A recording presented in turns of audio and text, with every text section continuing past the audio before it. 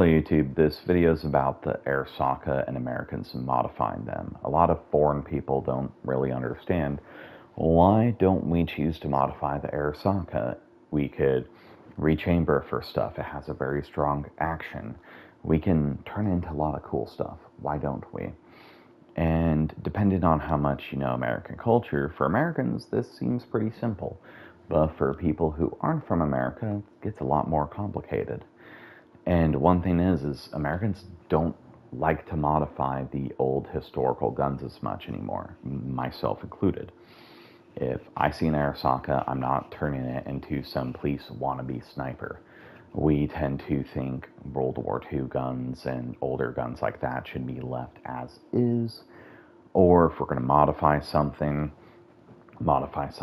cheap. These guns aren't cheap anymore. An Arisaka is $600. If you want a gunsmith to convert it into some police style looking sniper rifle, which I would just kind of consider a butt rifle. It looks cooler until you know much about butt rifles, and then you just realize, oh, this is just a different stock for the same gun, and it just makes it look more tactical. But anyways, it's expensive to have a gunsmith do all that stuff. There's no aftermarket support for the Arisaka. You're not going to find any American company making plastic stocks. There might be one that makes like some wood stocks or something for that fit it, but plastic stocks, there's not really anyone currently making stuff like that. And the rifles a lot of people see tend to be mosins. They were very cheap. In 2012, they were a $160 rifle. Then even today, they're like a $400 or $500 rifle, which is why you don't see them being modified as much anymore as when they were like a $300 gun. And the ammo is plentiful. The Arisaka, you have to have it rechambered. You're going to have to pay a gunsmith to rechamber it. You're going to have to pay a gunsmith to bend the bolt.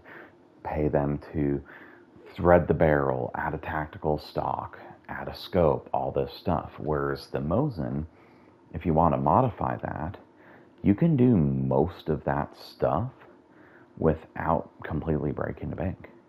If you want to modify the mosin, you just put a black plastic stock on it, Archangel stock or something. They should still be pretty plentiful to find. And you do that. You just replace the stock, maybe replaced a magazine with a magazine they already make that replaces it perfectly, and boom, you have your poor people sniper mom said we had at home.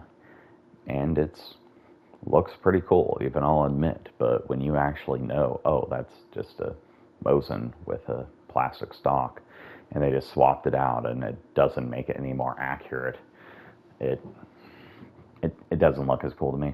But I'm against bubbling rifles or modifying them like this.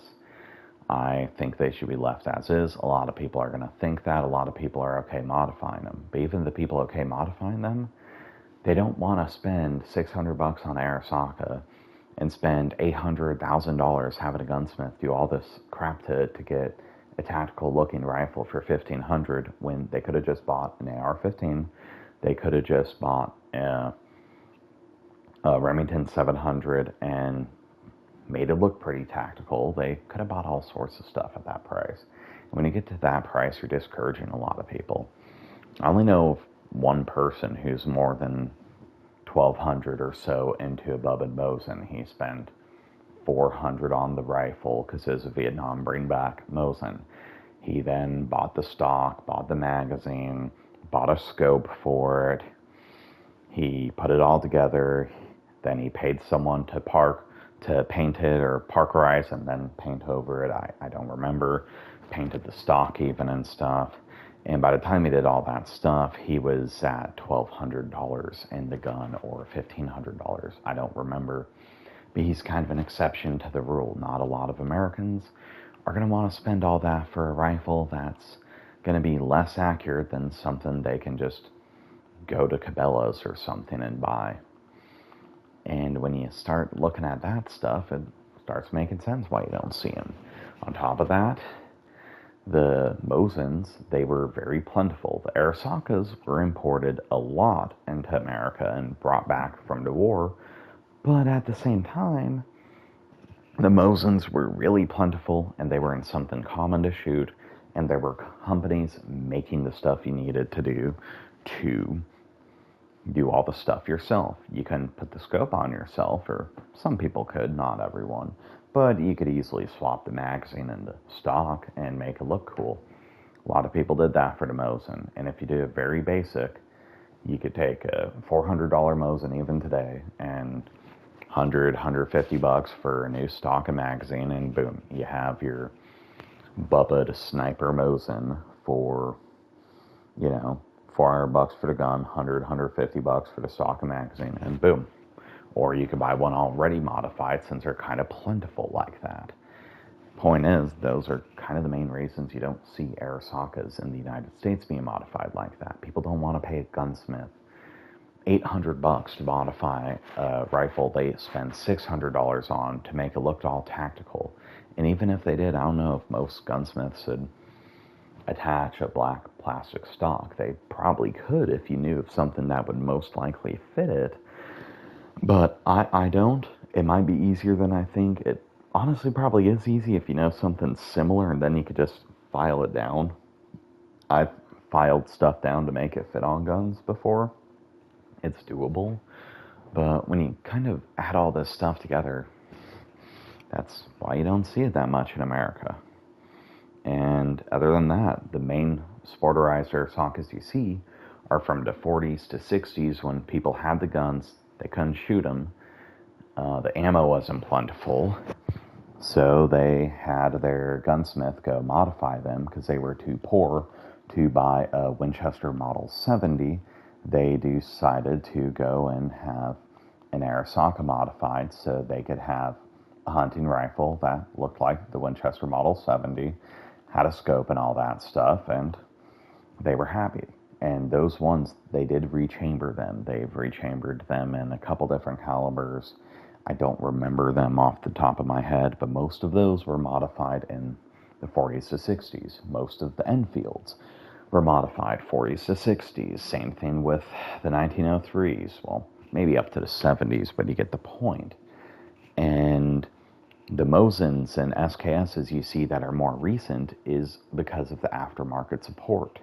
The Arisaka doesn't have the aftermarket support. There's not a company making all these parts to make a Arisaka look all tactical. It's just not happening. And on top of that, they need to be rechambered to something you can shoot. Then they have to also be made to rechamber something you can shoot that can work in the internal magazine, or someone needs to make another magazine that they could replace the magazine with. And I personally don't know of anyone doing that. I'm not saying it's not happening, I just don't know of it. And again, I'm not an expert at bubbing stuff. I'm not a big fan of it, to be honest. So, yeah, hopefully this helps. I think I went through most of the essential stuff. The price is a big deterrent. Why would you go do all this when you can just buy something like a Remington 700 for less than $1,000, or you're going to easily be more than $1,000 in an Arisaka if you have to pay a gunsmith to do the conversion. Maybe not if you get a sporterized Arisaka anyways, but even those tend to be pricey for some unknown reason. I don't know who's buying a sporterized Arisaka at $350, but apparently someone is, or these shops just like letting them sit. Anyways, hope this helps. This was just kind of a video I decided to do on a whim. I didn't really do much research for it, so hopefully people still like it. If you like the video, please consider sharing it. If you think I've earned a subscription, go for it. I'd appreciate it. Have a good day.